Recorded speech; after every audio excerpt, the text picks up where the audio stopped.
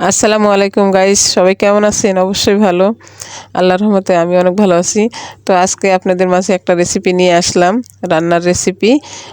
মটর কলার ডাল দিয়ে মুড়ি ঘন্ট বানাবো আজকে, এটাই আপনাদের সাথে আজকে দেখাবো। আর অবশ্যই আমার পাশে থাকবেন আর দেখবেন কেমন হলো, অবশ্যই কমেন্ট করে জানাবেন। তো দেখতে থাকুন।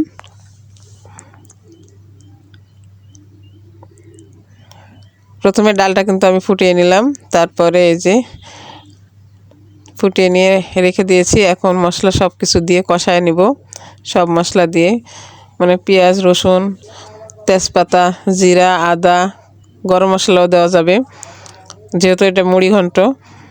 সব কিছু মশলা দিয়ে দিলাম, দিয়ে মশলাটা একটু কষায় নিলাম। মশলাটা একটু কষায় নিলে মনে করেন একটু হালকা পানি দিয়ে দিব।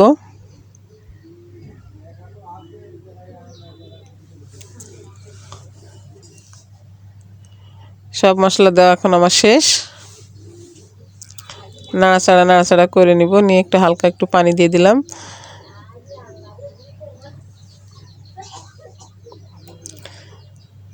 দিয়ে মশলাটা একটু কষানি হয়ে গেল, তারপরে মাছ দিব।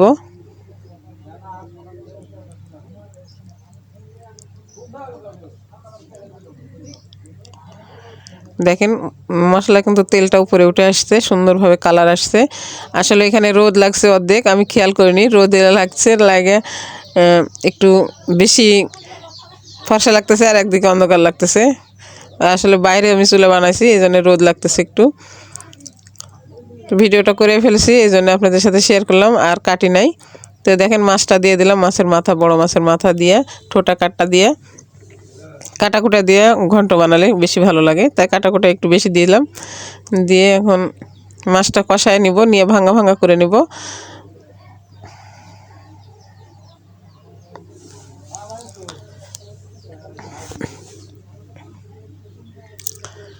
এই যে দেখেন মাছটা কিন্তু সুন্দরভাবে কষায় নিতে হবে, যাতে মাছের গন্ধটা না থাকে, আর মাছ কোনায় কানে সব যাতে সুন্দর হয়ে কষানি হয়ে যায়। মাথাটা কিন্তু ভালোভাবে আরও কষাতে হবে, মাথার ভিতরে সহজে কিন্তু কিছু ঢোকে না, তাই সবসময় মাছটা বেশিরভাগ কষায় নিতে হবে। দেখেন আমি অনেক নিম্নে 10 মিনিট ধরে আমি মাছটায় নাড়াচাড়া করে করে সিদ্ধ করে নিলাম। এখন এই ডালটা দিয়ে দিলাম। দেখেন ডালটা কিন্তু গোটা গোটায় আছে, আসলে ডাল গোটা থাকলেও আর ভিতরে কিন্তু নরম, নাড়াচাড়া করলে কিন্তু নরম হয়ে যাবে নি। পরিমাণ মতো আপনারা যেভাবে সাধারণ তরকারি কষানো লাগে সেভাবে কষায় নেবেন, তাহলে আরও সুন্দর লাগবে।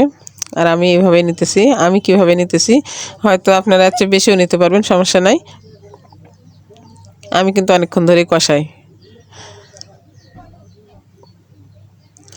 আর মাটি চুলায় রান্না করা, বাইরে রান্না চুলাটা আমি বানাইছি।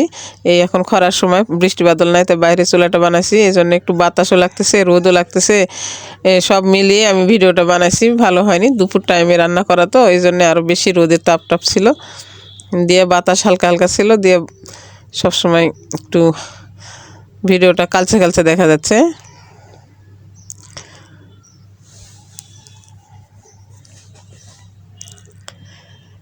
কষানো হয়ে গেছে, আমি ঝোল দিয়ে দিছি। এই যে দেখেন বলক উঠে গেছে, উপরে কেমন সাদা সাদা ফেনা ফেনা হয়েছে, এটা কিন্তু বলক বেশি আসলে কাটা যাবে। প্রথম পানি দিয়ে বলক আসছে, এই জন্য একটু এরকম হয়েছে। আর ঢাকা দিলে ডাল তো উতলে পড়ে যেতে পারে, এই জন্য আমি ঢাকা দিইনি। এই যে দেখেন এখন ফুললি বলক আসছে, কালারটাও কেমন জানি খয়েরি কালার হয়ে আসছে, সুন্দর সুন্দর কালার হয়ে আসতেছে আসতেই, আরও কিন্তু হবে।